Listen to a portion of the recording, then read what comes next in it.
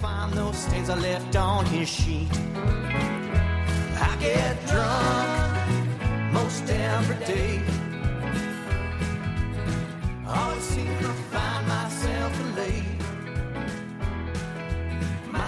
When they said not everyone deserves a podcast, we didn't listen.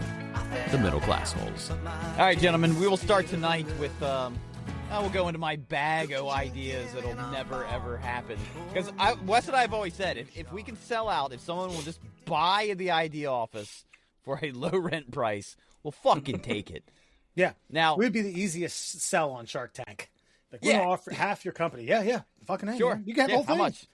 Can we retire? Just pay us retirement money. We're out. We're done. We need a Frank Reynolds in the crew. Yeah. No, and it does piss me off because I was talking to a guy at work we were talking about things that shouldn't be profitable but are. And apparently there's these little like gooey squares. Have you guys seen these things? They're like Wait, to clean the cup holders? No, well, I cannot remember what they're called, but they're like these little gelatin squares, and they keep their shape, and they're kind of sticky, and all the kids are buying them, and you know this was just like an industrial accident with, hey, this goo came out, it's non-toxic, what do you want to do with it? I don't know, shape it like a cube, sell it to kids. What do we call it? Nanonami, that's it. Should have called it the Goo Cube. Sell 1 million units. God, And that's but no, that's the thing. You can't find it anywhere now. All the kids. Oh, really? Yeah, it's a thing. It's the new Labubu? Exactly. Wes, are you aware of the Labubu? No, unfortunately, you It's guys better are gonna that have to way. give me the Cliff Notes version. Okay, or not. That's fine. I can use my imagination. It's basically a demonic looking treasure troll. Remember the ones with the hair? Sure. It's like a charm to put on your belt or bag, and then adults started... everybody went nuts for them. They were like Beanie Babies, and they faded out as fast as Pogs. Yeah. Yeah. I have 2 of them in my house. Oh, no. So this will come from that same basket of ideas. And you're a professional wrestling fan, correct, McGinny? Oh, yeah. Oh, all right. Wrong show. So I've recently gotten back into professional wrestling, and I've also recently seen, because of that, my algorithm change online, where everybody that loves professional wrestling also hates themselves and professional wrestling. There's no storyline that they're appreciative of. That wasn't the direction this should go. That's not how much this person's worth. I can't believe they did this. And then I got frustrated. I was like, you fucking... Triple H and the boys should just sit around the desk and fucking play WWE like they're playing Dungeons and Dragons. And I was like, what about a Dungeons and Dragons WWE edition where you make the matches, where you make the call, where you book the show? But wait, no chance. And then one of your buddies plays fucking Vince. What? Dungeons and Dragons, WWE. Hey, the Big Show's going for a moonsault. You're going to have to roll a natural 20 if you want him to hit it. That's an oddly specific cross-section of fandoms, and I'm not sure how much the Dragon and Orc fans cross over with the Uso fans.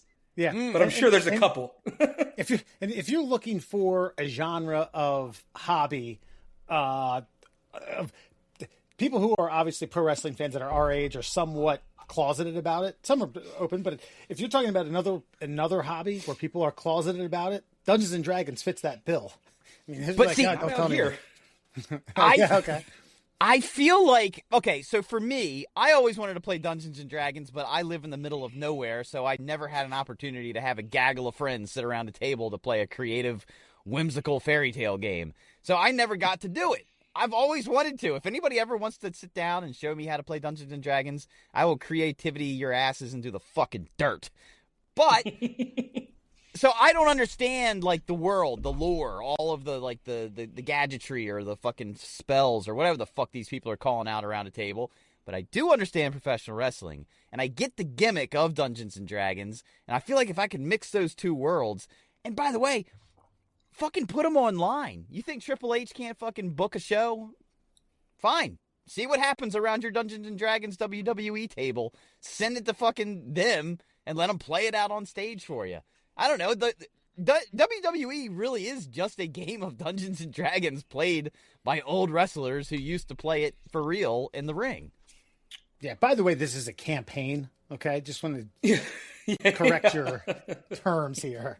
Let's break it down. You need a dungeon master. In this case, a Triple H, a chairman or someone who's calling the shots, or a booker, if you will. Yeah, okay, we'll call him the chairman. Yeah, we'll have a chairman. Because I'd like to have other characters, not just wrestlers. I'd like somebody to be able to play like a Paul Heyman or a Bobby Heenan or a Jimmy the Mouth of the South. You know what I mean? Put Jimmy Hart in there. Like, have them get some wrestlers together. Make fucking troops and shit. Yeah. Then you probably have to start at a stable. Yes. There you go. Then you have to probably start in a territory, Ohio, the OVW, you've just graduated from wrestling school and you're trying to earn your stripes in a smaller community college gymnasiums or a 200-seat auditorium. You could, or you could just have the sheets. You know what I mean? Like the character sheets. Because I know that you're taking the campaign out of the campaign. Well, what I'm saying is though, like, let's say you have like a Shawn Michaels. You can say, I want to be Shawn Michaels, 1989 through 98, because then that guy he's chaotic evil, right? But then Shawn Michaels 2002 and on, he's chaotic good. Okay, he found God, so he's a different character, but he's still got a propensity for being an asshole. He still has that itch. Yeah, so it changes the balance of like what how you're performing. So I don't think you have to go all the way back down to the grassroots. I think you can start right in the mix. Okay. But yeah, just saying. But it'd be great to have like some of the old heads that never got to wrestle each other. Kind of like, you could do like just fantasy matches for a fantasy game. I would argue that's what we have WCW versus NWO for the Super Nintendo 64 entertainment system is. Yes. Well, okay. And I did get that pushback from a coworker, like, isn't that just what the video games are for? I'm like, yeah, but isn't Dungeons and Dragons like a burgeoning IP again? You're saying bring the creativity back. Bring the analog back. You're only bound by your imagination. That's the beauty of Dungeons and Dragons. Yes. Yeah, and as an only child, I approve of this. Okay, well, lots of imagination use. Yeah, but I also know that adults are playing Dungeons and Dragons more than ever. Like, what's his name? Joe, my own guy, the dude from Magic Mike. He married Sofia Vergara for a minute. Like he's got apparently like the most epic Dungeons and Dragon campaign ending of all time for one of these characters, where he fucking bamboozled everybody, puts the hand of Vecna, like he cuts his own arm off and puts the hand of Vecna there and then fucking vanishes. And they thought their campaign was done because they killed Vecna. And he's like, I worked on this for about 3 years. I was setting everybody up. And when we finally got to that end, it all made sense. Nobody even challenged me. And he like takes his shit and just leaves. And everybody's just sitting there fucking, what the fuck just happened? And so apparently, whatever he did is now lore in the overarching, like, land of Dungeons and Dragons. Well, I'm not going to edit this. Andrew, you got to move like 4 inches to your left. There you go. All right, now. Sorry, it's getting into the campaign. I understand, man. I love it. I do think this is a great idea. We did something similar to this when I was playing Dungeons and Dragons, and I want to say I was circa middle school, and the DM inserted kind of more. He kept the kind of ancient, people have axes, that era, but inserted dinosaurs a la Jurassic Park. I'm listening. Yeah. I think I might. Is this the one where you guys like accidentally went off script and just like created like a land where you guys thrive? This is I been working on it. This guy spent months. This is not involving dinosaurs. This guy spent months writing a campaign, and then we were rolling through the woods, and we happened to stumble upon a kind of decrepit tree fort. And we said, let's shack up here for the night. We ended up just building it up and living there for a year or so. And that wasn't what he had in mind at all. So he had to trash fucking a notebook's worth of notes. And God damn it. They were waiting to fight orcs on the other side of the hill, but instead they created a civilization. Yeah, we had a fishing camp. We built an inn. We had fucking crossbows in the fort. Then he just burned it down to get us to move on. I think it was something struck by lightning. But here's the old orc lightning. Yeah, uh-huh. Yeah. But here's the big question, though. If somebody like WWE wouldn't sign copyright over for any of this, is it still potentially a successful product at all? So it depends on your definition of a success, right? Because while we were talking, I did a quick Google search because there's one I wanted to shout out that I've seen on the Instagram ads. You're saying the algorithm changed, so do the ads. So it's called Smack Talk Showdown. It's forgive me if I'm butchering it, but I've only seen the ad. It's like a Cards Against Humanity. So you pick the cards and then you have to cut a promo. That's kind of cool. I like that. So that looks awesome. And that's something they show me one more ad. I'm buying it. We can play it right here on the, I think I might send me that link when we're done. I think we might have a new fucking segment of the show. All right. I'll send it to you when we're done. And then, looking for the name of that, I came across another one. So we're talking about tabletop gaming making a huge comeback. And, I don't know if you guys have them down where you are, or I'm sure you've driven by in a strip mall. You'll see like a gaming store, right? Yeah. Which is a thing now, because I think that's kind of what comic book shops and card shops have all combined into the game shop, into the IP collectible shop, right? And they'll host tournaments and stuff there. We've got a bunch out here, but besides Dungeons and Dragons, Magic the Gathering, tabletop games in general are huge with adults now, right? There's like everybody knows Settlers of Catan. There's Secret Hitler, which is hilarious if you've never played it. Played that, yeah. Yeah. And thought you guys caught me. I'm not a huge game guy, just because a lot of rules that I don't want to learn in a short amount of time. But all that to say is I don't know how big of an industry, but they're printing money with some people. There's all kinds of games on every subject out there. And as I was looking for the Smack Talk Showdown, there is Book It, the pro wrestler promoter card game. Yeah. So it looks. I mean, it's. I'd have to see the layout of it, but I just feel like this is something where you can, especially with the. But you're talking about a full campaign with some dice. And I'm talking about here's the other part of the marketing for it too. Your little 2-inch figurines that you use as your character to put on the board. We're talking about like a wrestling ring, a la the one that we used to have when we were kids. With Now I'm in. You know what I mean? And belts. And maybe even that flips over to a boardroom table, so you can do your little boardroom scenes. Maybe you even twist that around like a transformer to turn it into the backstage area where it looks like there's little boiler room brawl. You get injured somewhere along the campaign. You get addicted to pain pills and become a liability. 100%. Abso-fucking-lutely. Yes, that's what I want to have happen. Do the Ultimate Warrior campaign. It's a short run. Yeah, I can only do a short run these days. By the way, I saw this thing about the Ultimate Warrior and how they put him with Rick Rude because Vince knew that the guy ravishing one. Yes. Yeah. They knew that Warrior didn't know how to fucking wrestle and he could only go 5 minutes, so they put him with Rude to stretch his matches out to a marathon 12 minutes. Because they knew that if he couldn't pass the 10-minute mark, then they couldn't put the strap on him. Well, Rude also he was a renowned tough guy. He was an arm wrestling champion and was known to take no.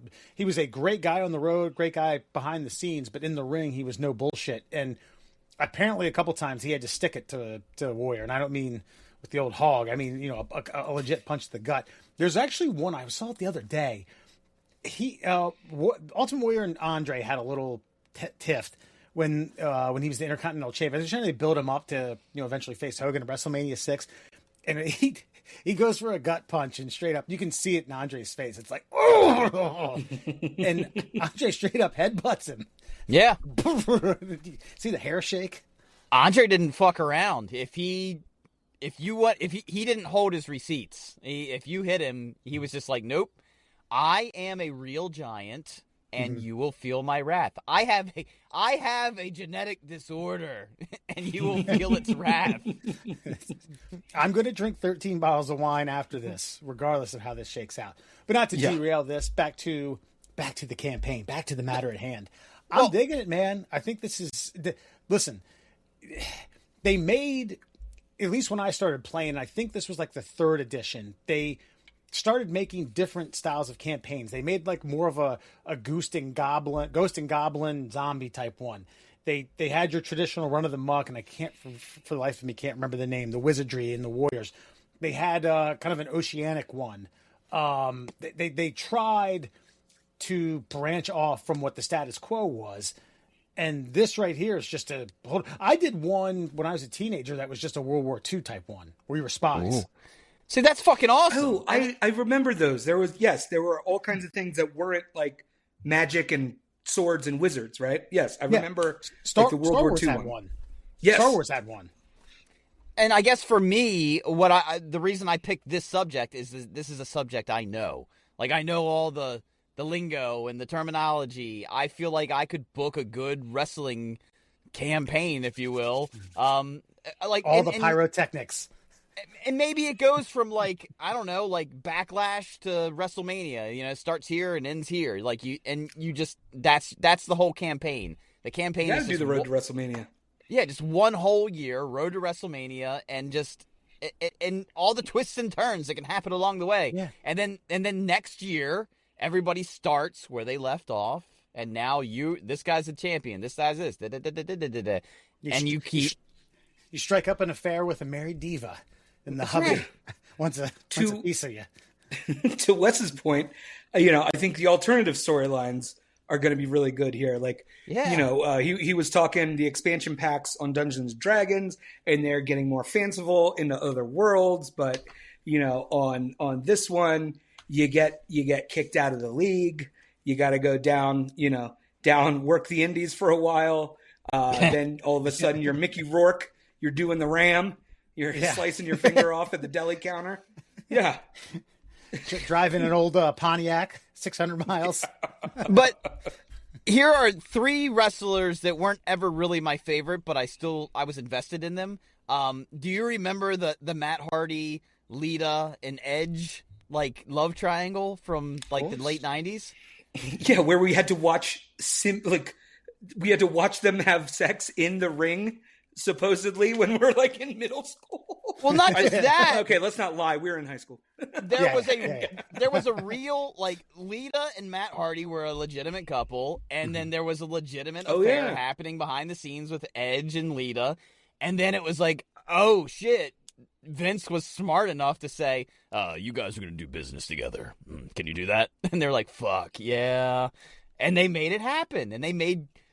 Whether you like the storyline or not, you were invested in it. He really fucked his girl, man. Yeah, he's really doing that too. It made me hold on to wrestling. Dude, is still real. Remember when Jerry Lawler exploited Jake Roberts' alcoholism? Just made fun of it. Yeah, they did the same thing to Scott Hall too. Yeah. Oh yeah. I mean that's the borderline that makes it good. And I remember having a friend, but I can't believe Edge did that, in real life. And I was like, I can think of a couple reasons that he did that. Definitely 2 right now. 300 days on the road, morals get gray areaed. Yeah. But, no, Andrew, I tell you, man, this is not some run of the muck idea that you have, like the porno pimp and party jacket. This right here. It's a good fucking idea. Primo. I would play. But would you play if it was generic? That's my big question, because I don't see the WWE signing off on it right away. So I'm envisioning. Go ahead.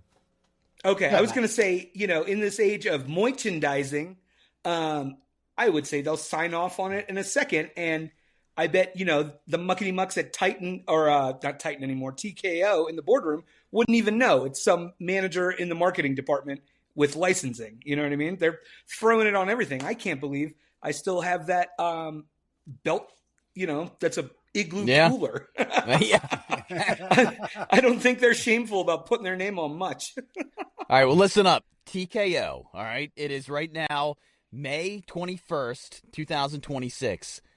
$2 million plus a 0.5% royalty on every unit sold in perpetuity. That's my offer. Thank you. For the middle class. You watched some Mr. Wonderful. He's goddamn right I did. Yeah, you never do. No, you never do residuals. No, you never do that. Fuck that guy. Yeah. He does make some, but you know what, though? He does make those offers where I'm like, he always makes an offer. It's always going to fuck you. But, as Wes and I have said, we just want to make money. I just want to retire. That's it. I want to retire and, take a $10,000 vacation once a year. That's all I need. Sure. But that's, there's people like us retiring here. And then there's this fucking asshat stealing all the water in fucking Utah for his government surveillance center. Fuck him. Well, he ain't the only one. No, it's not. For some reason, fuck them too. For some reason, somebody's actually asking this question: that why do they have to use fucking fresh drinking water for all these things? Because, all right, listen, I'm a patriot, but we are losing this race to China. Mm-hmm. They have figured out how to do these data centers with wind turbines. You know what I mean? And the same as like those recycle or trash plants that they have that end up, going carbon neutral and they're burning trash somehow. I don't know how that alchemy works. I'm no mathematician, but we're doing it the old school way. You know what I mean? Right. Where we still need to cool things with water. Well, I know there's a lot of Elon Musk hate out there, but also fuck him. Hold on. This is what I'm saying. Now I'm getting ready to give you his good idea, and you're already going to hate it because it's him. I'm the generational hater, remember. Okay, well... That's his character on D&D. So what he's going to do for his data centers, for XAI, is he's actually going to put the data centers in space with solar and link them through the Starlink satellites. So because then the shove them in space. Let's go. the solar panel will power the data center, and it will also shield the data centers from the heat of the sun, keeping them cool and powered at the same time, using no earthbound resources. It's the same technology we use to microwave our burritos on a larger scale. Would you prefer him use the fresh water? No. Burritos? I mean, we're never going to see it. It's just siphoning more like government contract money. We're never going to see that. Okay, fine. I'll eat my hat when we get the moon base. Fine. It's Bernie Sanders is planning to put space satellites in the sky. Good idea, huh? Right, but he's going to contract Elon to do it. Jesus Christ. This is why we can't have nice things. I got it covered from all angles. All sides of the ring. I'm cutting off the ring. This is the generational hater. Middle class. I hate your entrance music. I hate the way you walk to the ring. I don't like your jerk off name. I don't like your jerk off face. And I hate myself, okay? Is that what you wanted to hear? You're not my real dad, Steve. Middle class hoes, everyone. Murr, Foxman, Ole Rollie McGinny joining us here at the button up against Memorial Day. Wait, yeah, Memorial Day. Sorry, had to think about that one. It's early Andrew, this year. Did you want me to comment on my trip to Deutschland? Do you want me to give you I want to hear the lowdown of Mainz. Yeah, Mainz, Frankfurt, and Heidelberg. We took a train out to Heidelberg, saw an old castle, lovely. Walked through the old town. Sounds like a smelly kid from middle school. Yeah, Tim Heidelberg. Fucking Heidelberg. Yeah, fucking Heidelberg. Get him out of here. I told that crowd I don't bowl on Shamus. I think There was some, and I can get, and I'll play this video for you guys. When I was I went to the Frankfurt. Eintracht Frankfurt played Stuttgart in a Bundesliga soccer match. It was nuts. It was absolutely unbelievable. They had to delay the kickoff about 15 minutes for the fog to clear up from all the flares and fucking grenades that they were firing off. Wait, a couple really? I mean, it wasn't grenades. It was just fireworks. No. I know, like the smoke bombs and shit like that. But wait, like, are these big towns or small towns? Frankfurt is like 700,000. Stuttgart, I don't know. But Frankfurt, yeah. Were these flares and things lit off by the fans or the actual organization? The fans. And I was sitting next to the opposing in fan the stadium section. Yes. These guys do it right. NFL would never let us get away with something like that. Oh shit, that's like right in front of you. Jesus. Yeah, and when I pan back, the other side of the field's going ape shit as well. God damn. And a couple you ever see that video of the security guy who's like, he's just waving his hands over and under people's shoulders, not even checking them? That guy's working the gate there. That's so when you get off, I would say probably 90% of the people take the S-Bahn or the train there. As soon as you get off, there's people selling beers. All right. And it's like that the entire way to the stadium. Then there's people that want to collect your cans because there's the deposit for them to turn it back in, and they're giving you plastic cups. You can take those cups into the stadium. They don't even give a fuck that you bring beer in. They don't care. Doesn't matter. What? As much as you can carry. And I'm assuming these aren't like official, like it's not like a Warsteiner stand, right? No. It's just like some dude with a cooler. As you get closer to the Deutsches? stadium, there are more official stands. When you get off, and maybe for the first 200 meters, because of course we're talking metric, it's just dudes with like cases of beers. Yes. That's fucking awesome. Yeah. That's like when we used to go to Pimlico. Dirt cheap. But a couple takeaways, a couple things that I really liked. One, every convenience store has Lucy 16-ounce cans that you can buy and then take anywhere. They don't care if you take them on the bus, the train, in the museums. Doesn't matter. Really? You can take it anywhere and drink as much as you want. The other annoying part was Germany, at least where I was, the parents seem to be a little lax with parenting their children, and they just kind of run amok and run all over the place. Yeah, we had breakfast every day. We paid for breakfast every day at the hotel that we were at, and there were a couple times where I said, if I wasn't so aware of kids running around, you'd have been scolded by fucking hot ass coffee. There'd have been faces of death of you looking like the goddamn. That's interesting. Yeah. The ghost at the end of Indiana Jones. Yeah, like the Crypt Keeper or something. Dewey had said, "Yeah, it's like that, man. It's really fucking annoying." And I kind of thought, well, shit, maybe the parents just think it's less stressful if I yell at them. It's a better quality of life for me. What, if they just shut up, or what do you mean? No, if they just don't constantly be, Kyle, what are you doing? Get away from the butter. Stop fucking around over there. Stop hitting your brother. Stop running around the water. That's a fair point. Real life. It's real life immersion, right? It's like, fuck around. Somebody else is going to yell at you. I don't have to. Yeah. Well, were other You're people the only yelling? Parent here. Were other people yelling? Not really.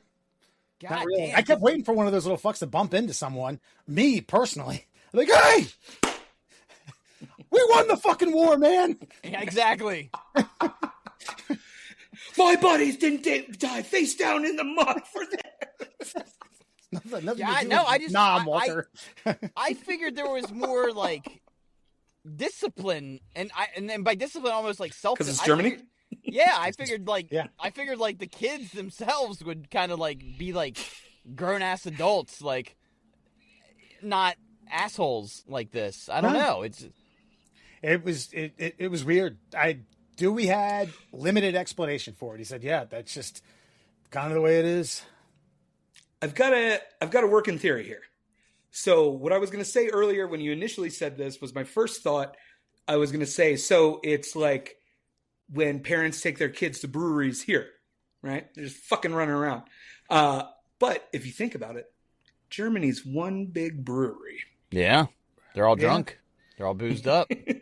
91 million people just sitting in a big brewery. Yeah, it could be.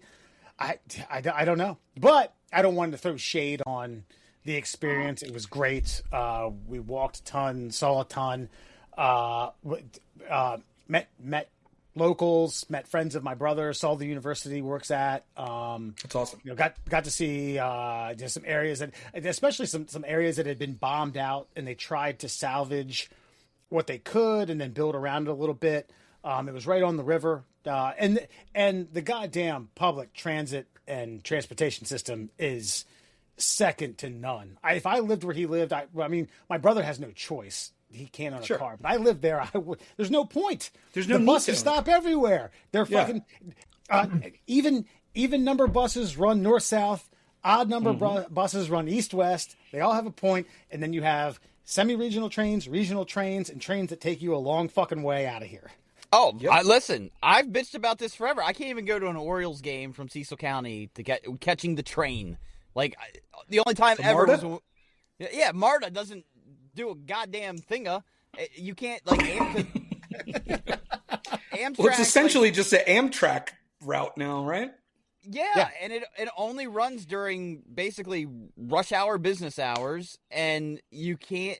I would literally have season tickets, or at least like the package like Wes has, if I could take a train, because I can't drive 45 to 50 minutes, spend an extra $25, $30 to park, booze up at the game, and then drive home. I can't afford a fucking Uber from Baltimore to Cecil fucking County. No. I can't afford to go back down and pick up my fucking car the next day. Right. You're really kind those rates at the Hampton Inn and Suites across from the stadium keep going up every season. Bastards. So there's just no way for me to, like, unless I go down and like stay at Wes's place. That's the only way I'm going to a game. You're welcome. Got a nice futon right here. I very much get it. When we were living in DC, during the Marion Manor days with the legendary Sketchy Mark and Big Hurt Andrew Scorza, it was like a real, I remember this really, it was like a Sophie's Choice, moment in my life. Cause it's like, okay, we're very irresponsible, just randomly going up and back for Orioles games, right? If we can't stay, cause a Wednesday game, we're not gonna be like, Wes, can we crash? Even though he would let us, right? But you get my point, right? It's like that drive up in the gauntlet of 95 to 95, right? And then it's like, or we could take the Metro in DC 2 stops to Nats Park. And tickets were just as cheap as O's tickets back then. Yeah. And it was a heartbreaker because, I'm not wearing it right now, but, most of my baseball hats are Orioles. It was like, you remember where you were on 9/11, right? You remember where you were when Kennedy was shot. I remember when I was like, okay, I'll give this street vendor $30 for this bootleg Nationals hat because it's 2 stops away. Yeah. But I mean, if you airlift or at least incorporate, some of the bare bones stuff that they had, you and I, assuming when I say you, I mean the you that lived in Washington, D.C., and even Murr, we could go to Philly quickly. Yeah. We could go to New York and catch a game and come back, which you can. But again, it's like 3 fucking hours and 15 stops all the way through New Jersey. Yeah. That's why they got the bar car, though. Yeah. But then you remember I met up with you in Baltimore after taking a bar car ride up there. Mm-hmm. Oh, those were fun. Those were good days. I also remember really good. It's a sidebar in this. Alan, our regular co-host, and Ole Rollie, let's meet you at a game. I was like, yeah, absolutely. And say, hey, we're running a bit late. They're doing the T-shirt giveaway, right? I was like, yeah, they are. And so these two came there in wife beaters, thinking that we're going to get a freebie. Yes, I don't think that was me. You guys said you had to go into the team store and pay triple the cost of, of oh shit, of you're retail. right. Yeah. There it is. You got your tickets ripped and you had wife beaters on. You had to immediately go to the team shop. He was like, oh, we're out of shirts. Yes, that's where I got my Baltimore Chicks Dig the Long Ball shirt. Mm-hmm.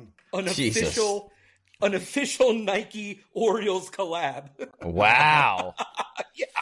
That's right. All right. Sounds like I was designing that month.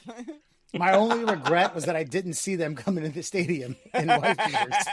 It's just like, Hey, y'all got them crab dogs.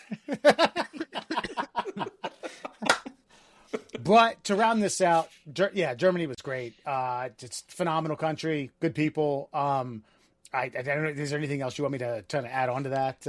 Yeah. One question. You said you were in a town called Mainz? Mainz. Okay, M-A-I-N-Z, yeah.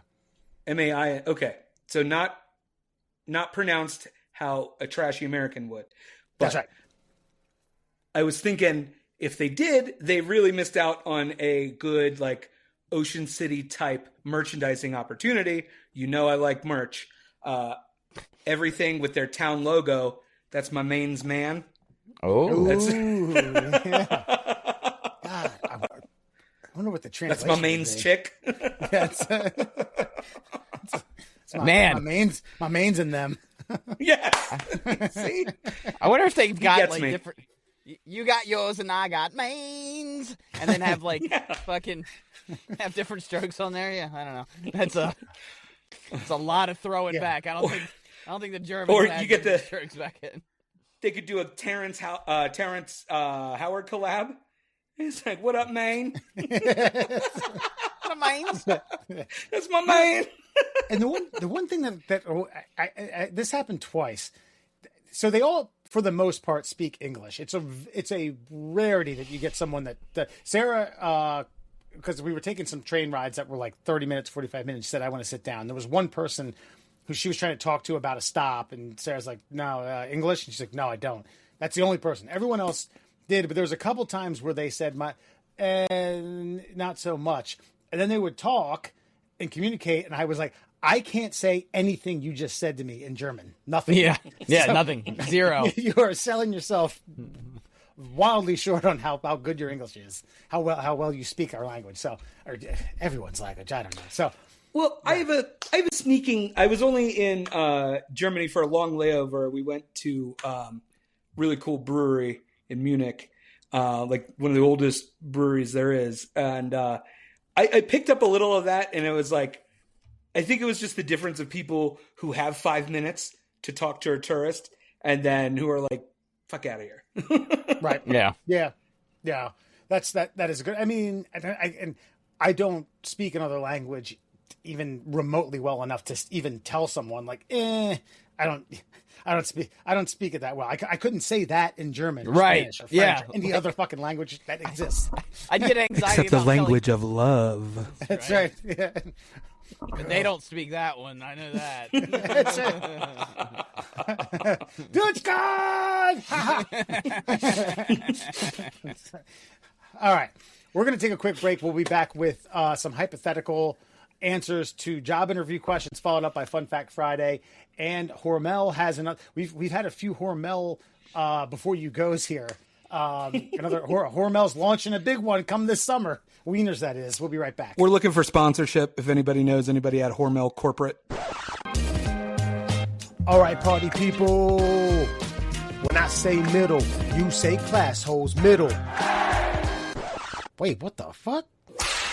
And welcome back to the Middle Class Hole. Foxman and Murr, Ole Rollie joining us here May 21st. Folks, I venture to guess that everyone, at least in our age, a little bit younger, much older, whatever, you've gone through a job interview, multiple job interviews. They can be uncomfortable for some people. For some weird motherfuckers who have, I don't know, a tick loose, they can be ultimately comfortable. I think they should teach it in colleges, in my humble opinion, for 3 credits a pop. I've picked out 7 common job interview questions, and all of us are going to answer these in a manner of 1 or 2 ways. 1, I don't want the job, and I'm just going to be blunt with you. Or 2, I don't know how to lie. My conscience just got the better of me, and I figured I would tell a potential employer who might want to employ me and pay money. And I have to be as honest as I can possibly be. So, Ole Rollie, we're going to start with you on question number 1. What is your biggest weakness? Ooh. Oh, so my favorite is the obvious joke answer is that my greatest weakness is that I'm too strong. But Oh, Homer Simpson. yes, thank you.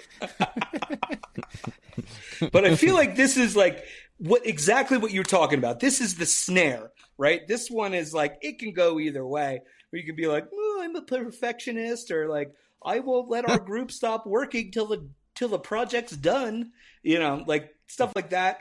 Or you like, there's no in between on that for me. Like, it's either that or it's, oh, well, I've got some time management issues, and those started around age 15, and I was doing band and baseball, and I couldn't get to both, but I really tried to get to both. And it's like, why are you over explaining yourself to these people? Band and baseball. Like, got it. See, maybe I didn't explain. So because I wrote down an answer, and Andrew, that's it. So you wanted me to really answer it. You don't want me to talk about the question. I will answer it in the manner in which I wrote down some notes. You asked me in travel baseball, and I've got band practice. I have overcommitted, just like I will overcommit to this company. Gotcha. See, I wrote down during the week, and I mean the work week, I consume a ton of alcohol. I mean, from the minute I get off work to the minute I go to bed, glug, glug, glug. I mean, that's call me weak. Just, it's a vice. I'm waiting for that bird from the Flintstones to go. It's a living. I greatest witness. I don't give a shit about any job I've ever had. Really, I just do it for the money. Nah. But I do a good job because I like money. What else? Also in this American capitalist society that we're forced to live in, our health insurance is tied to our jobs. Jesus Comrades, Christ. Follow me.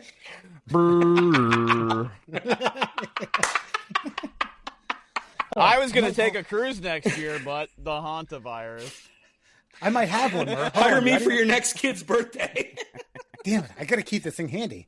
Uncle Rollie Jones. My greatest weakness? My crippling anxiety. I always think Cheryl's talking about me when she goes to the water cooler, and I just can't concentrate.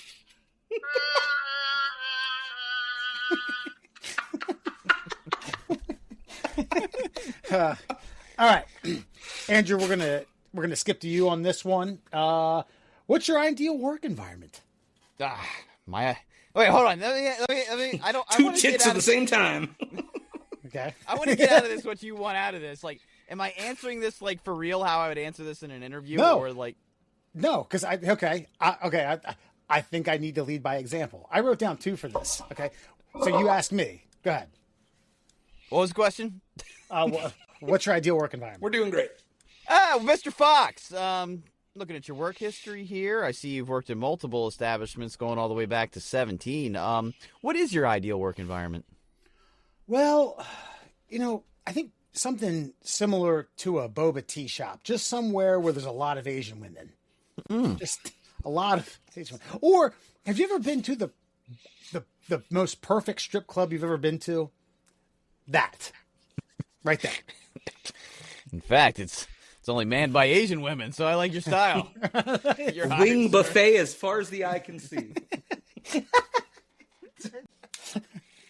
I mean, if you want me to answer it like legit, my ideal work environment is one where you give me the task that you want completed, and then you leave me the fuck alone and let me complete said task. I make you money, you pay me my money. We don't talk or we do. Your choice. Yeah, but Andrew, how do we justify all this middle management if we're just going to leave you alone? We don't. We pretend they're doing what they've been tasked to do. We pat them on the back. We give them their money. We tell HR everything's fine, and we move on with life. You got yourself a goddamn deal. You're on a hard bargain there, Andrew. Oh, Rollie, your ideal work environment? Whew. A buffet of wings as far as the eye can see. Perfect. I don't know what's the what's the best version? What is it? Fiber optic 10 times T5G, whatever the best connection is that I don't have to worry about, where it sounds like I'm on the call and I'm listening. But not like, oh, I can't hear you, I gotta call you back. I'm in Aurora, I can't hear. Because I need all those sales assets on the ready. But honestly, again, what Murr said, no, not a lot of middle management, asking what is it you do here, and just getting everything done on time. Yeah, that takes me also, back. don't make me fill out expense reports. I'd gotten hired at a job at a hospital down in Annapolis, and then a day later, I was with the guy who hired me and his boss, and she apparently the guy that I took over for had switched over departments, and she was like, I don't understand what this whole job entails. I want to have him in an interview. So they bring me into a conference room. I'm sitting at the head of the table. They're on the left and right of me. And the night before, I had slept shitty on my neck, so I couldn't turn it. And every time they asked me a question, I'd have to just turn the chair okay. Who's this creep? I was like, I'm going to get shit canned. I'm going to get shit canned today. See the fastest fucking mortuary motherfucker. Who's this stiff-necked fucker you hired? And this is where my crippling anxiety would come into play. Well, I told him about it in advance, and she still was like, ugh, I don't know. That gives me the creeps. Okay, to Wes's point, I feel like we've all dealt with that. Like at bigger companies, it's like, okay, here's the acquisition. You guys got an interview for your own jobs. We're bringing people in from out of state. And I'm like, you're what? And I'm like, so these people don't know our market, and they're in a whole nother department and they've never dealt with salespeople. It's like, yeah, that's who's going to interview you. Fucking great. Tell us about a time you failed. By accepting this job. You want to hear an alleged story from back in the day? Oh, yes, I love alleged stories. Allegedly, somebody may have gotten in that same situation, and they were all a little salty about the acquisition and the takeover. And one of the questions in the interview was like, tell us about a time you had to deal with a crisis situation on the fly and how you overcame it. And allegedly that person in the interview was like, well, this one time a major competitor bought this company out, so we had to come off of routes on our busiest days of the week to interview for our own jobs, thereby leaving our customers in a lurch. And maybe they're taking notes and then look up and go, you're talking about us? You're killing the lead here. That's one of the later questions. Yeah. Who, us? Yeah. All right. Well, okay. The next question is, tell us about a time you failed. How much time you got? Yeah. My response was pretty quick. My PO could answer that on a biweekly basis.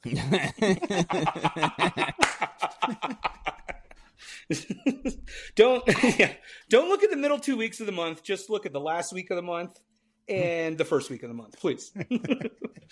We're results driven. That's it. Yeah, and this is such a loaded question too, because it's like, what do they really want to know? My biggest work blunder? They really want to know when I came in hungover and grinded. I gotta admit, this whole thing is making me feel feelings that I don't want to feel. Because I think what I hate. We're halfway through, buddy. I know, but no, because these are legitimate interview questions that I've been a part of, and these people aren't psychologists, but they're asking psychological questions of people. And this isn't how people... And it's going in a file. Yeah, and this isn't how people fucking communicate with each other. Tell us a time that you failed. Okay, I don't know, I was going to fucking jumpstart my car and I fucking twisted the fucking wires around. The fuck are you asking me?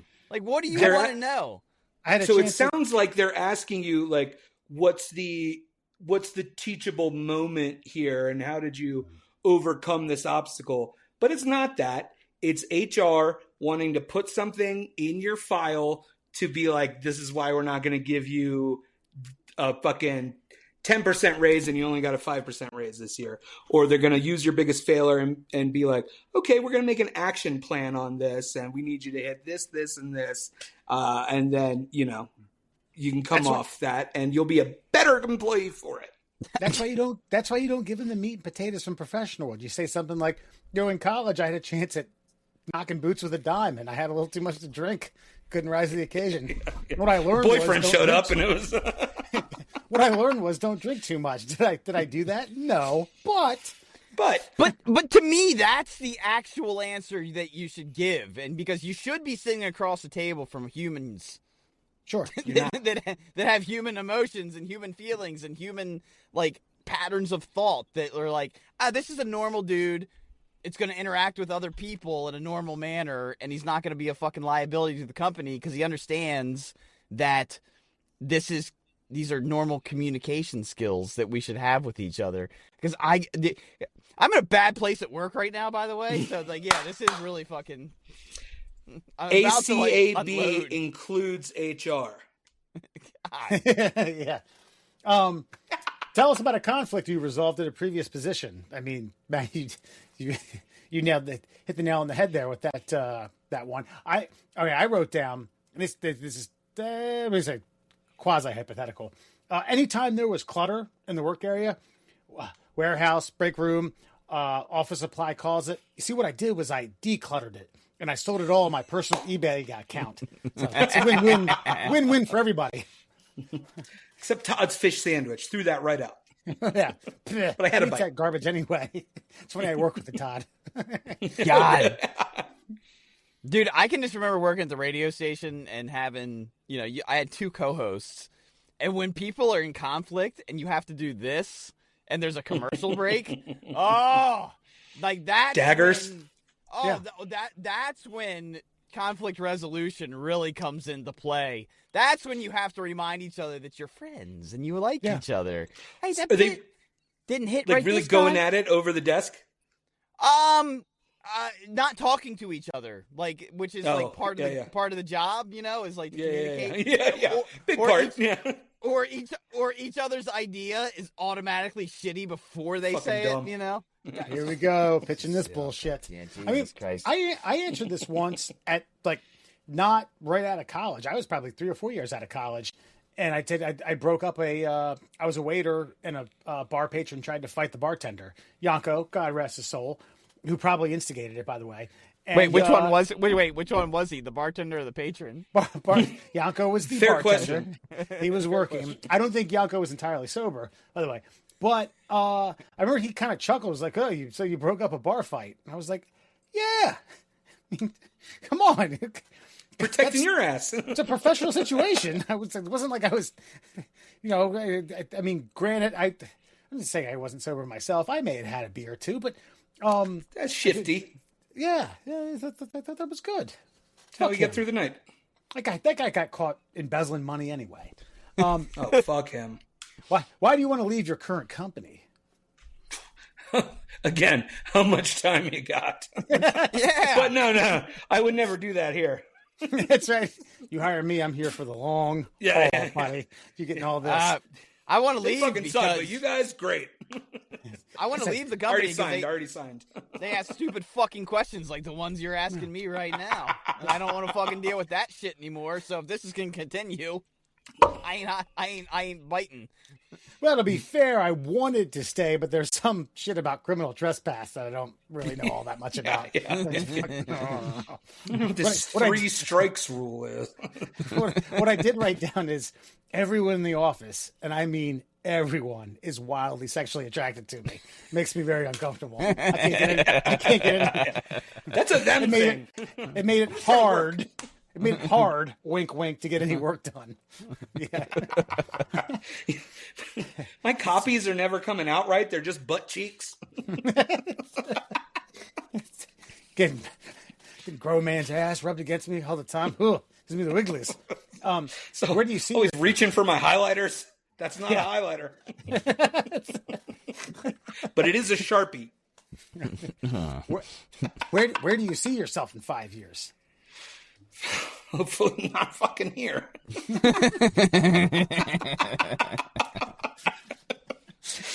See, all right. This is what I wrote down was, and again, this is if I don't want the job. As of 20 minutes ago, I wasn't really sure, but chatting with you and seeing that you have become somewhat successful, I think company president is well within my reaches. Straight to the top. Yeah. Yeah. That's it's like 5 years. I mean, what do they want the kids, the marriage? Do they want upper management? Do they want you to shoot? I developed a real CEO. drinking problem since I had to be here every night till 11 because the work's got to get done. Then we got to entertain clients, so I'm drinking more. That caused stress with the missus. My secretary was really nice. This is a really weird 5-year plan. Yeah. And I'm 43. I don't know. The doctor's finger out of my pooper. I can't avoid that. Well, we're in either way. Yeah. And then what he's just like, how's the CEO's resume looking? I'm gunning for that. I'm coming for throat. He sits in the chair all day, says, "Oh, good idea." Now, That one was me. I haven't had a job interview in. That was Todd. Do they ask the same questions to like all age groups? Do you think? Oh, you mean is there a super tight interview for people our age when we're like, "Come on, we've been working. I just need another gig." Like I cut off the seriously, first That's how it 7 should be. I cut off the first 7 years of my professional career because I didn't want my resume to be 5 pages long. All right. Yeah. I gave it to The 2011. employment gap. I'm not printing more pages. Yeah. because I feel like these are questions that you do quiz like somebody in their early 20s at, like to see how they'll respond to them. But see, for me, I gotta be God's honest with you here. Like I'm having a hard because all the answers that I would give you as a like attempt to get the actual job would be 100% bullshit. And so I don't want to give you a bullshit answer. It's not in my constitution. Not at this age. Not at this level of my life. I can't do it. I don't know how to tell you what my greatest fucking weakness is. Because if it's there, I forgot about it, or I've adapted and I've over fucking come. Look, I've got 2 kids, a cat and a dog. They all need insurance. I'll keep my head down. Let's go. 5 years. Shit. I'll give you a 48-hour plan. That's about it. That's where it runs out. Give me this bonus. I'm going to hit it big on DraftKings and.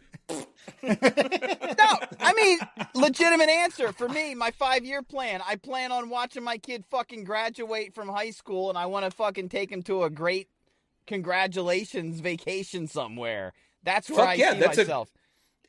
That's a good answer, and that's a real answer. But to your point earlier about like all of these questions being for fucking people who just got out of college or grad school, I'm sorry, I can't cite it right now. I'll put it in the comments. But there was, this article just came out about how like part of some fucking technical industry, I don't know if it was like, tech or banking or whatever, but it was like, oh yeah, our interviews were mostly bullshit. It was just like conditioning behavioral questions. It wasn't really like they wanted to get to know the candidate. It was a lot of fucking box checking. And that's why there's all these like issues with people in, I don't know. That's a whole nother rabbit hole, right? But it's like, okay, you play the game, you play that game, you play that game. It's like, oh fuck, here we are. What is this job? What is even this job, right? It's one of those weird, innocuous middle management jobs. Yeah, it's like, what are we doing here? That's like, so my coworker, Todd, sat in on my interview. Old Todd. I was going to be working with him, and he sat next to my now boss, and they were a 2-man team. And he said, like, a week after, he's like, dude, I knew from, like, the first 30 seconds that you were the guy. I saw your resume. You were, like, came in, shook everyone's hand, sat down, like, how's everyone doing, da-da-da. Answered the first, I was like, yeah, just cut the bullshit, hire the guy. If it doesn't work, it doesn't work. You know what I mean? Maryland's it was like, I don't even know the term. Basically, they can fire you for whatever reason. At will employment. at will. Yeah. And they don't have to justify it. And Most that's like states are. if I ever run a company, just do that. I understand there's equal opportunity employment hurdles that you have to go through. You have to do Those these aren't type of hurdles, things. though. They're just bringing more people to the table. I listen. I'm not discrediting or discrediting Elon. like you have to- Elon.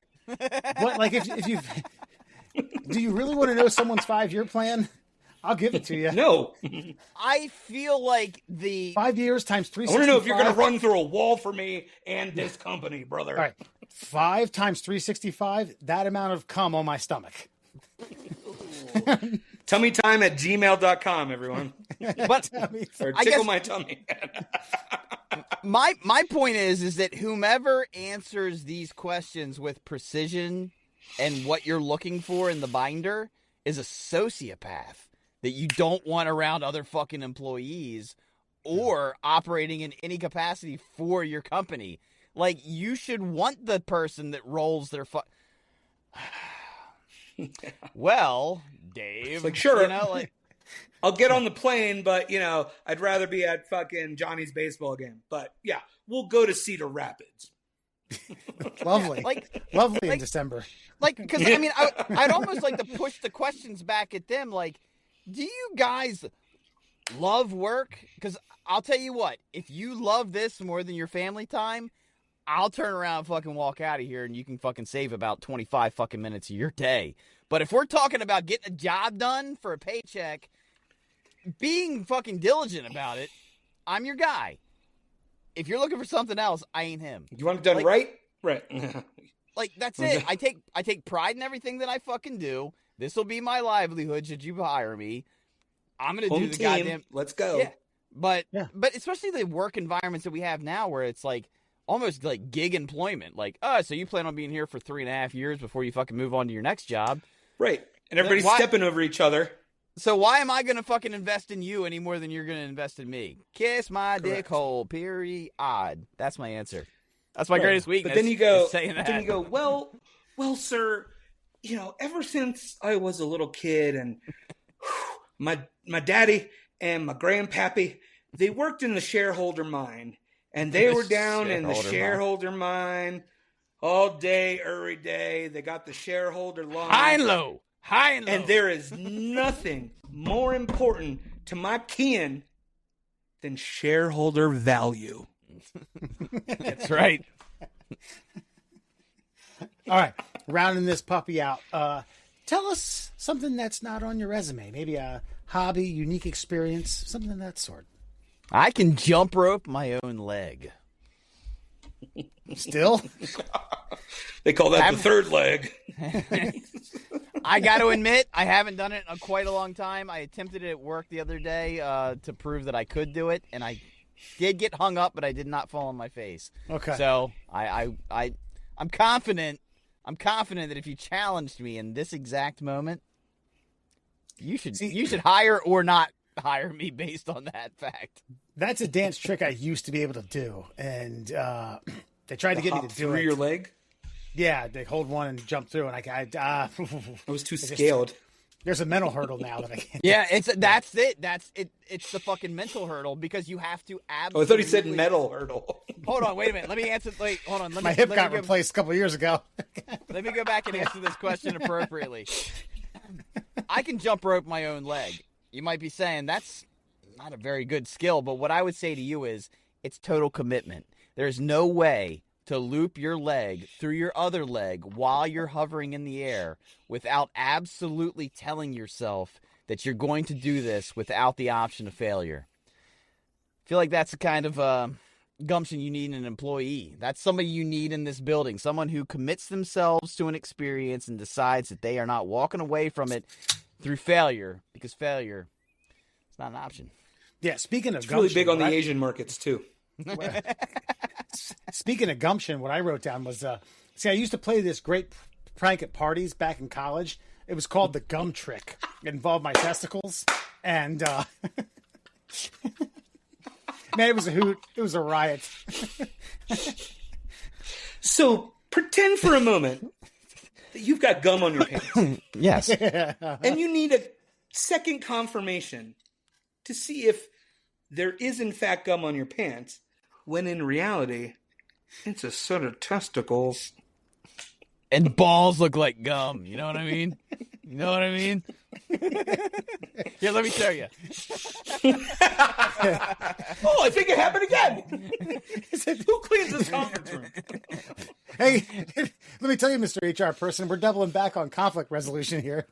Can I tell you how long it took me to find that funny, Wes? Because I get the joke is... Oh, a man of class. Hold on. No. Real high society over here. No. It's how this thing works. Is because I understand now. The Roman helmet? No, I understand now that The teabag? forcing someone to look at your balls is hilarious. I get that. Whoa, don't say it like that. Hold on. Well, They're your bros. that's the point. For me, I always questioned, well, how did you get the gum on the front? Your mouth's up here, idiot. No, if you were to sit in, because Wes would be like, oh, I think I sat in some gum, and then he would show you his balls through a zipper, right? Oh, I well, don't he need to likes explain to the he likes to lay down on his front and like kick his legs back, you know. I don't need to explain the logistics of how I sit down on a park bench. Yeah, Right? Yeah, But you're for more of a me, staff guy. Just say it. but for me, when you always tried it, I was like, how'd you get it in the front then? And I never, so I Fucking couldn't narc. get, the blood-brain barrier of the joke did not fucking go through. That's all I'm saying. Then That's what a I'm gonna government do- agent, ladies and gentlemen. Then what I'm going to have to do is spin this joke up again and cut holes out in the back area of all my pants. And now that you're in your 40s, it'll It's work. a little longer. Yeah. That's a lot of. That's 6 feet of bubble gum for you. I'm more of a tank guy myself, but I digress. It is going back to a time I failed. I never got laid as a result of it. Shocker. Oh. God, it never It's a big presented reveal. never presented this to a young lady, and she was like, "Oh my God, take me." Oh, Impressive. Because consent matters. Yeah, And you're a that's right. gentleman. oh, all right. We are going to take a quick break. We'll be back with Fun Look at my Fact Friday. balls. Just to the bros. We'll be back with Fun Fact Friday. It's Totally nice straight. before you go. Stick around.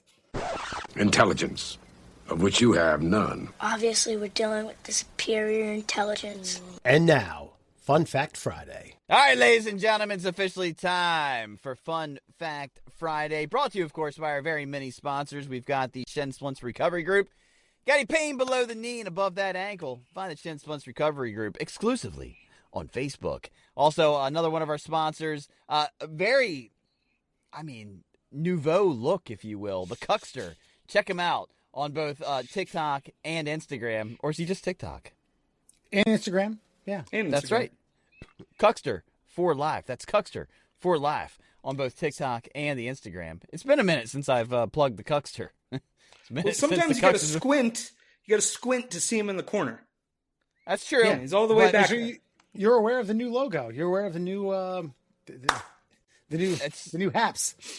I like- love a font. Listen, earlier you were bitching about our new Who, me? Yes, AI overlords and the amount of water and energy and consumption that they This You guy know- doesn't like water, everybody. All I'm saying is it only took about 30 to 45 seconds for the Cuckster to get himself a fucking brand new logo. Do that.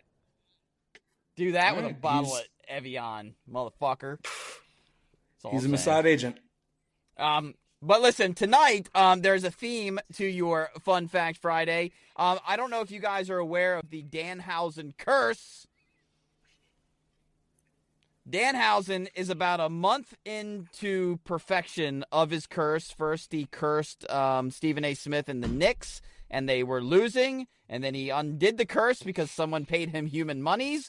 And then the Knicks went on an 8-game winning streak, including a 22-point deficit comeback. Because Wait, this is real? This is 100% real.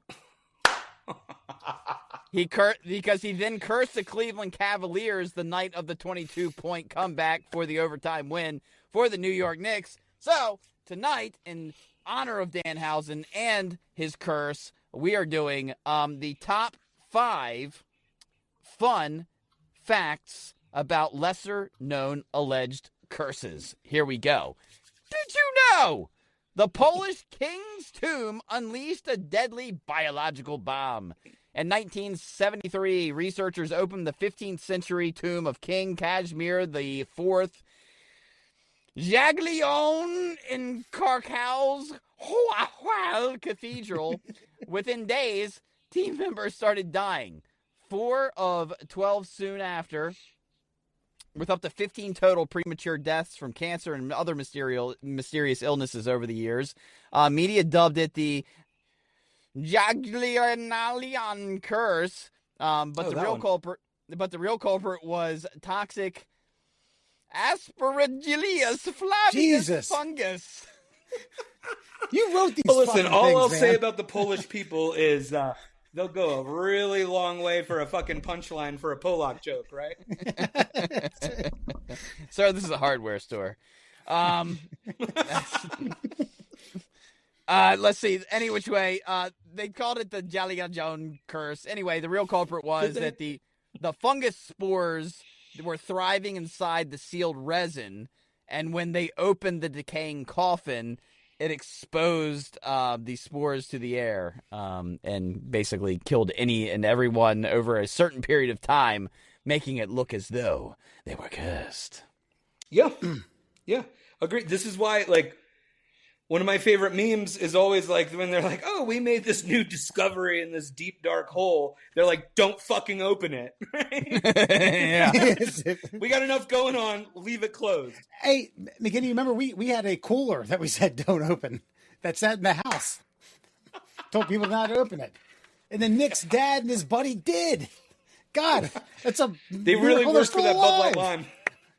They actually, God bless their hearts, they got it out of the house and into a garage that we weren't supposed to use. Into the bay. Yeah. Into the harbor. Dude, the other day, I was just standard cleaning out of the fridge. Like, I noticed there was a couple expired things in there. I was like, all right, I'm going to do a deep dive on this fucker. Well, all the way in the back, a half gallon of milk had fallen on its side, and other things were obstructing its view. And when I picked that motherfucker up, the little side bulge that, like, stops it from bursting if you drop it was pushed out, and it was like snare drum tight on the plastic. I was like, holy shit. We were like a day or two from fucking disaster. And this is in a cool Can you environment. milk me, Greg? God. You got nipples? Yeah, we were that close. I hate it. That close to disaster. Well, did you know Giles Corey's dying curse haunted Salem for centuries?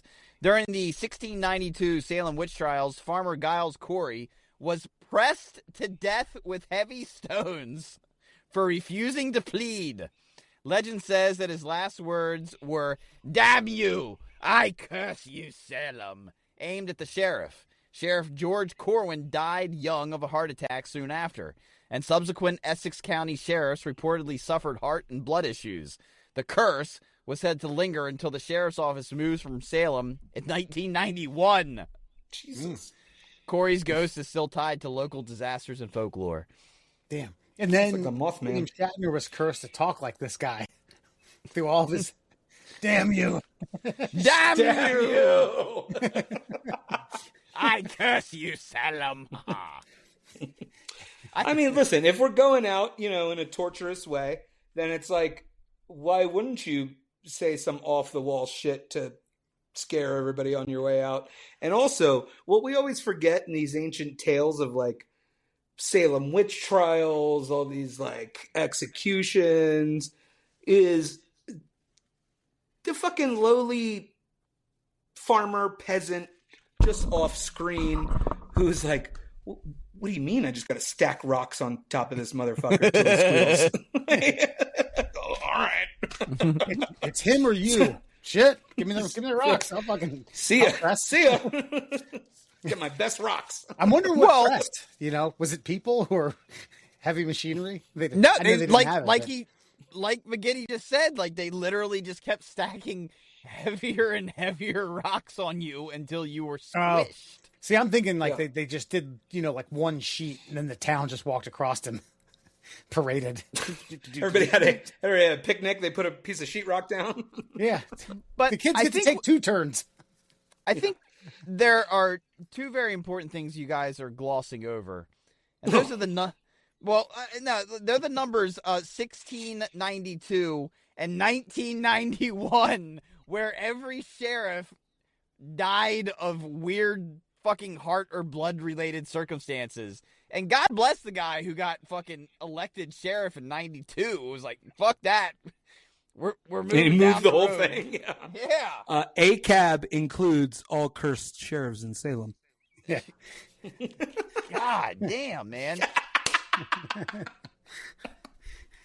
Well, did you know the Bassanano vase's owner kept dropping dead? The 15th century silver vase, allegedly passed down through an Italian family, supposedly carried a curse where each new owner died shortly after receiving it.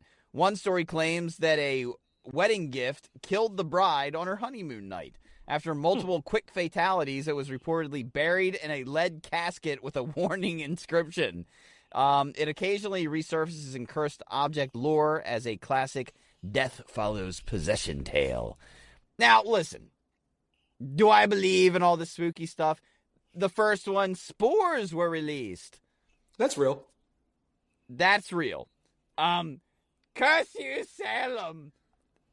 That's rather coincidental-ish, maybe. I mean, you did. It's having the last word. It is weird to have like an object, and everybody's like, "Ooh, bummer. Good luck," and then you keep dying. Like, what's the logical science behind that one?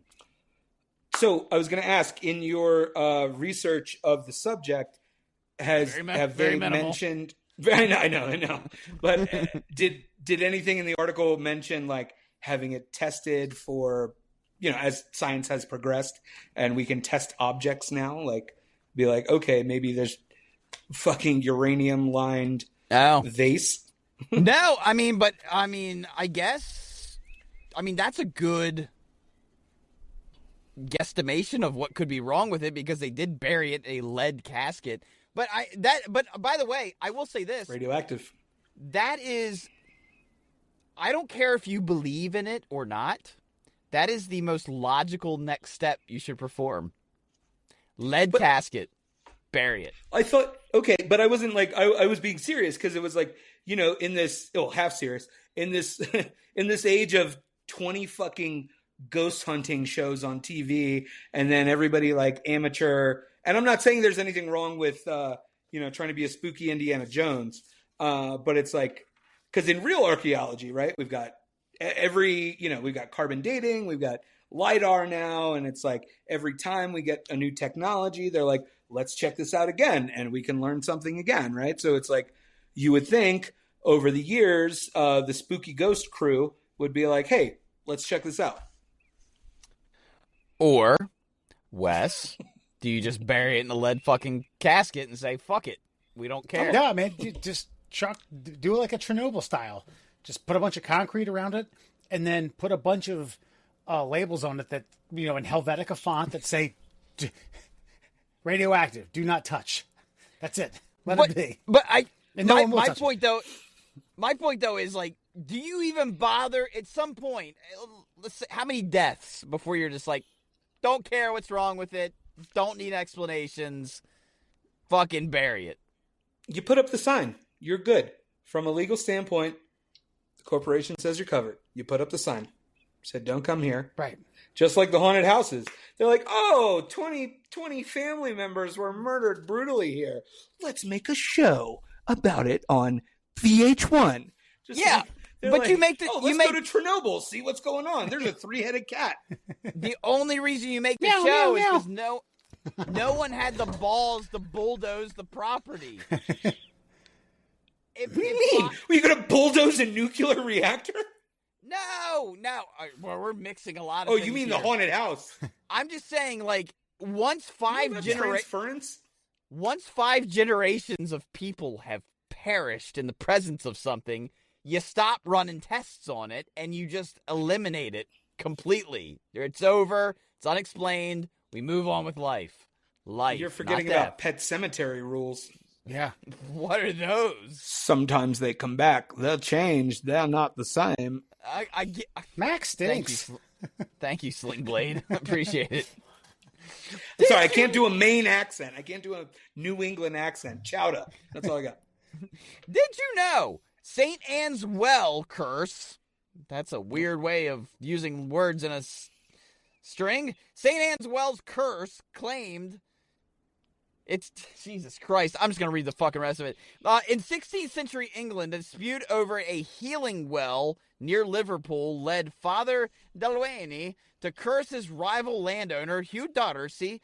Delwayne supposedly dropped dead the night after. Within months, Darcy's son died mysteriously.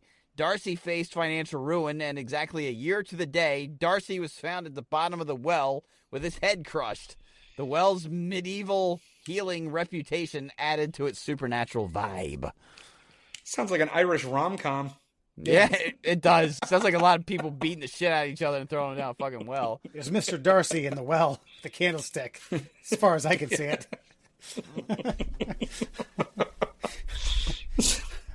How do you settle land disputes? Fair question. I'm glad you make up asked. a ghost. Get in the well. No, but I do love. I don't know. Like, what do we have around here? We had Pigwoman Lane. Yeah. Excuse me. Yeah, Pigwoman Lane. It used to be a slaughterhouse just down the road from me, and the lore was that there was a haunted or a cursed tree because the ghost of Pigwoman, if you went and inspected her property, obviously you would run when she saw you and you saw her, and then she would curse you and you would turn into a tree along the roadway. And there was one tree that looked straight up like a person like getting caught like mid-stride.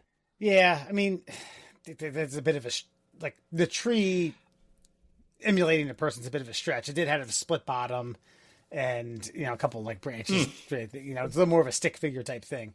Yeah, we went by there, stoned a couple times, didn't see shit. We did see like an infant cat meowing once, which is fucking creepy.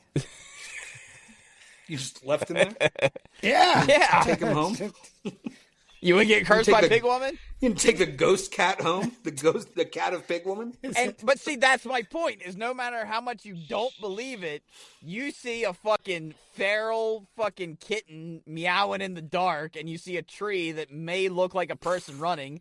You don't question. Yeah, you don't question things. You don't investigate like white people like to do. So we had many any resort or vacation home that would take us back in the day. We're on the way to Blue Knob in Pennsylvania, and R.I.P. riding up with one Brandon Irby, and it's this misty mountain in Pennsylvania. We're driving real slow because we're arriving at night, and we're both like, okay. The minute, a small child with fucking long black hair just appears in the road, gun it, we're out of here. Yeah. Like Maryland, Pennsylvania, we don't fuck with shit in the road. We got the Jersey Devil, we got the Goat Man. But I do appreciate your county, the Blair Witch. I do appreciate your county or municipality using their powers to name roads after cryptids. Because, if I could live on Mothman Lane, totally would. I don't even know if that's... I don't know Not a real if that's... cryptid? I don't know. No, I don't know if that's the actual name of the road, but that's what we call it. It wasn't Mothman Lane.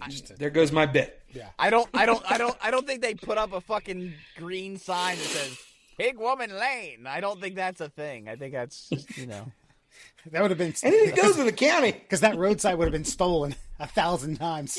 Yeah. Delivered to a prom date's house.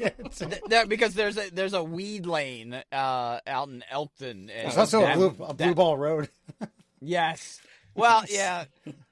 But the weed lane, they might as well just fucking keep printing them because they go by the day. It's like mile marker 420. At one point, they bolted and cemented that shit down. There was one. It might even have been a 420 in some state where I think they moved it and they just did 421. 421 and a half. Yeah. Yeah. It's not as appealing. Yeah. Yeah. It's Maryland. Actually, it's either Maryland or Virginia they did it. When the party house in college, 154, got raided, I don't know if you remember, we had a stop sign just as like art decor in the living room. And they're like, oh, that's where that is. And they took it from us. They confiscated it. And I was like, yo, you all were looking for that particular stop sign. Way to go, detective. The budgets aren't that big out there. Got to the case solved. Yeah. The cops are also DPW. That's right. Yeah. We did take a Maryland 316 sign because we were really into wrestling. And yeah, brother. Maryland 316 says, we just stole your sign. Anyway. We just busheled your crabs. And finally, the woman from Limb statue brought death to its owners. This 3500 BCE limestone fertility figure, nicknamed the Goddess of Death, from Cyprus, passed through several families in the late 19th century and the early 20th century. Owners reportedly suffered rapid deaths, family tragedies, and misfortunes. One British owner lost his entire family before donating it to a museum, where the curse stories continued. It's now in the Cyprus Museum, another artifact where bad luck patterns fuel legends. What's the one with was it the goat in was it in the Cubbies? Was that Chicago? The goat? Yeah. Curse the goat. Yeah, this one kind of semi-fascinates me because they donate it to a museum and all of a sudden it ceased to exist. You know, like all of a sudden behind plexiglass, behind pane glass, it can't penetrate. And who walks by it? No, but also conceptually, he's like, "Fuck, this killed like 2 generations, 3 generations of my fucking family." Here, we'll put it in a public museum where anybody can walk past. Right. And this also lends itself to just aristocratic arrogance. So we're like, oh, you died? Hey, give it to me. It's fine. It'll be safe in my house. They die. Well, another one's like, oh, no, give it to me. Give it to me. But doesn't that curse... Would you call it another aspect of colonialism? No. But doesn't that curse the entire country, though? If you put it in, like, the British Museum, isn't the entire... In the National Museum? Yeah. I would think so. Yeah. They're not doing by the transitive property. Kind of goes back to because everybody wants their shit back. my theory about why hospitals aren't haunted, you know? It's only where people died and things like that. You know, hospitals ought to be haunted. Because the administrators are like, get out of here. We need the beds. Well, I'll tell you what. Do you have a copay? No? Out. Out. Now, keep in mind, whatever, you're going to believe this or not, but like I heard a great theory on if you do believe in hauntings, why certain places are more haunted than others. And everybody always talks about insane asylums. Well, if you have schizophrenic fucking ghosts, that's going to be way creepier than just like people who like died of natural causes.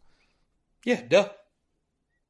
So, like, if you were going to go to a place that's haunted and you want to see some shit, the guy who in real life was going to throw a fucking turd at you is going to be a little more lively than the old lady. A ghost turd? Yes, a ghost turd at you. Going to be a little more lively than, like, Ethel, who was like, I loved my children. I die with no regrets. Like, she's going to be a little lame. We're saying the same thing. Like, I mean, there's also going to be a bunch of ghost energy around, like, oh, we stole the mummies of this ruling family of this country, and now they're fucking 5,000 miles away from their original resting place. Yeah. Weird that everybody's dying around here. And I don't believe in ghosts at all, but I will tell you, like, okay, so the house I grew up in, for the most part, I moved there when I was 6. For a long time through the 60s and 70s, it was a split apartment. It was first Don't floor. tell me this, Wes. Don't do this to me. How many times? What do you come back How once old every? Are you? How old am I? You said 60s and 70s. The house. I'm derailing. I'm sorry. The house. I'm derailing. The house existed before me. Weird. But the person who occupied the first floor, who owned it up until I think it was like the people we bought it from. They bought it from her, and then there was a second and third floor apartment. The day she passed away, so there was 2 electrical boxes in her basement. One had her name on it, Boyd. That electrical box and all the circuits went out, and our dog, who normally slept wildly soundly, went apeshit. Barked fucking just like uncontrollably that night. Woke us all up. I don't like that. Pets always know. Pets always know. Hey, man, Murr, dogs know, cats know. Murr, you peed in that sub pump. You've been cursed. McGinny, it will only get half hard. McGinny, you were there for 3 nights. You probably peed in that fucker too. Thankfully, I was. But you know when people are like, "Oh, the sage isn't working," are we the demons? I think that's the ghost was like, "I'm gonna pack it up. This guy's an asshole. My business finished." I did. And come to think of it, the summer of 2002, when we had that drought and we pissed exclusively in the sud pump and put a bunch of ammonia in the air. I think that's we're the real Ghostbusters. Yeah, that was our proton. Makes us feel good. That was our proton pack. A couple ounces at a time. Quick, another Bud Heavy. Well, I will say this: the Knicks have won, so the curse is real, and that is Fun Fact Friday. Yeah. Woo! All right. So anyway, before you go, folks, summertime is hitting us up. Summertime is upon us. And if you're looking for some summertime cuisine, get your ass to St. Paul, Minnesota, because Hormel launches a hot dog-shaped Spam for the summer. Imagine this: you're relaxing in the ballpark on a beautiful Minnesota summer evening, eating a hot dog, but the part of you wishes you were eating Spam instead. I don't know what part of you that is, but, well, Minnesota-based Hormel Foods has come up with a solution. The Spam Dog. God, Hormel is so good with coming up with these. Made from the iconic meat in the shape of a classic hot dog. The Spam Dog was designed for food services operators and making its debut in the summer. In Minnesota, you'll be able to try one at St. Paul's CHS Field. Quote, "It's a fresh new take on a hot dog with the unmistakable flavor that Spam fans know and love." Said, unrelated, the plumbing bill has increased tenfold. Said Helly Eggum, by the way. That's not a made-up name. Here's the thing, though. Healy, maybe.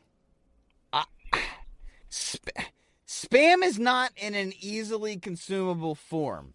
It comes in that fucking, like, Speak for World yourself. War II rations can, okay, right?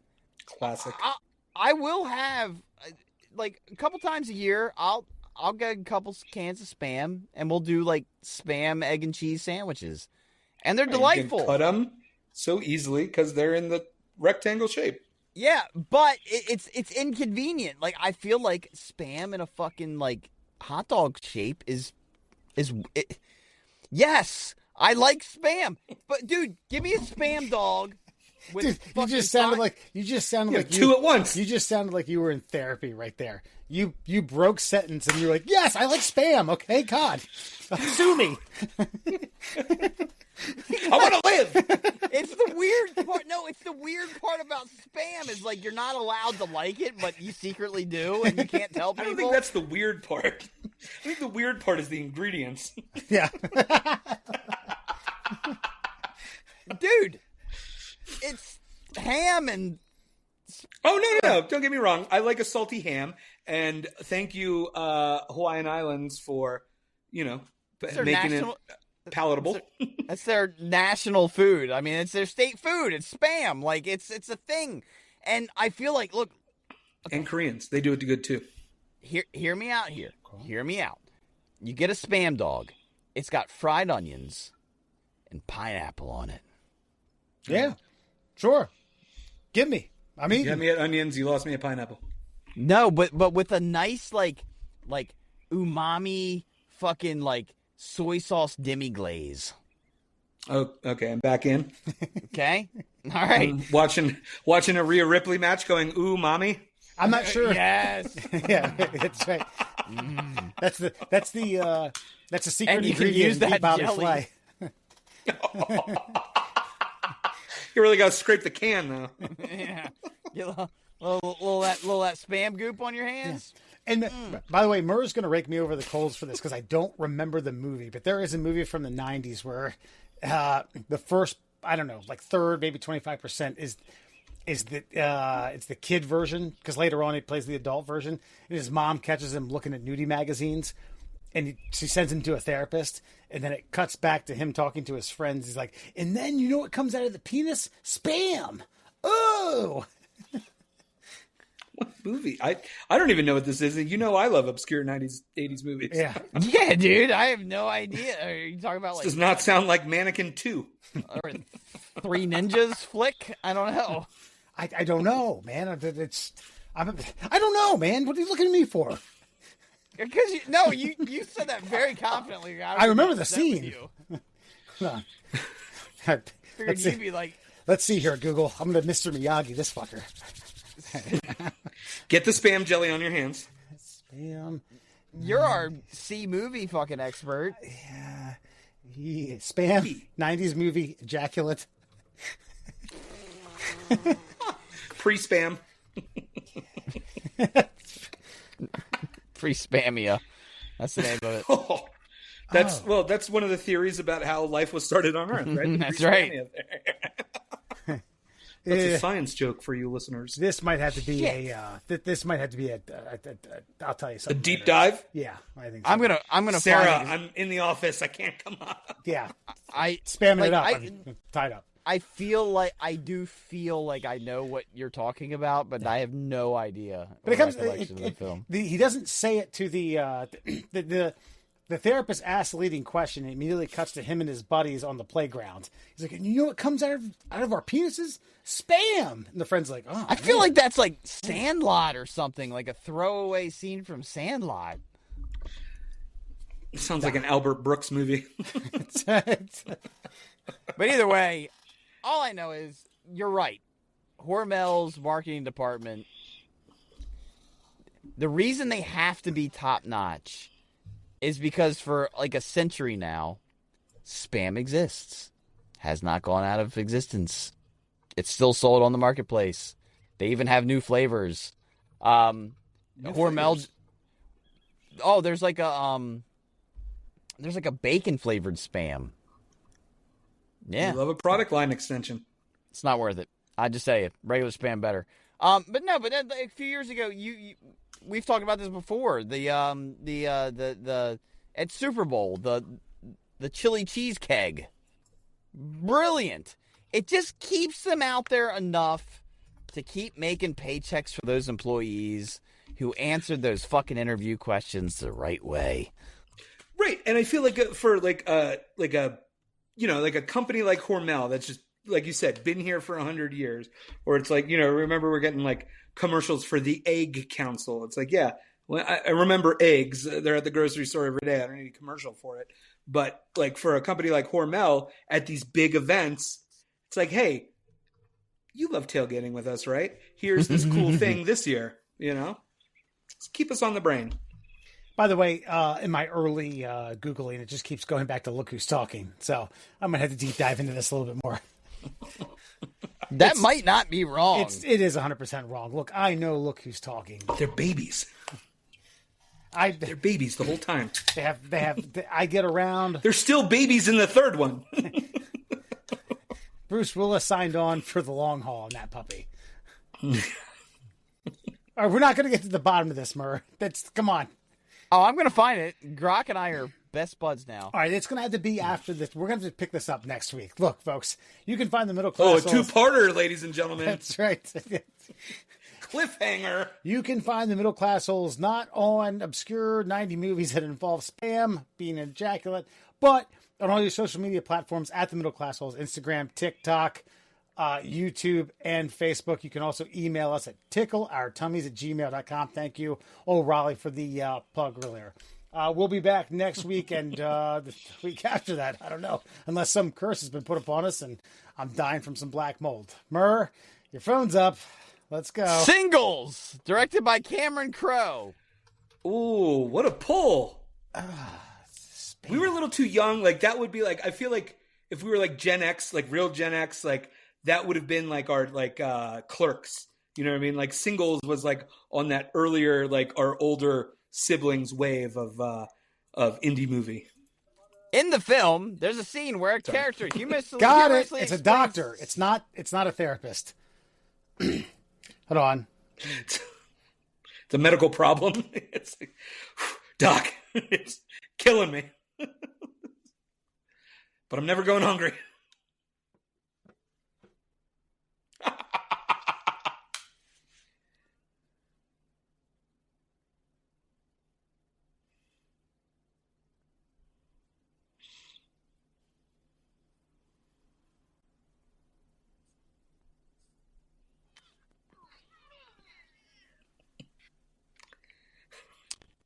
And you don't want Elon to send his fucking servers to fucking space. How Only if he goes with them.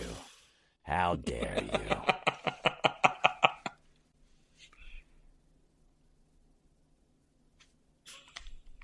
Fade out, fade out, fade out. Wait, is that Wesley, we cannot hear you. You have somehow disengaged your vocal abilities through YouTube. It's unfortunate. But remember to check out the Middle Class Holes on all of your social media platforms. You can find us Middle Class Holes anywhere you want to see the Middle Class Holes. TikTok, Instagram, Facebook, YouTube, the whole gamut. tickleourtummies@gmail.com if you would like to email us. And we will see you next week, my friends. Take it easy and take it slow. And if she's slow, take her easy twice. I don't know. Hey-oh. I don't need your sympathy. Keep your judgment too. Cause you just give it a little pull, and my dick's strong like bull. Ready to satisfy my woman whole night through. I get drunk most every day. Everyone knows Scooter is a gay. Might be on his fuck. I'm still riding like a pup. I fell down, but my dick's still up. I fell down, but my dick's still up. I fell down, but my dick's still up.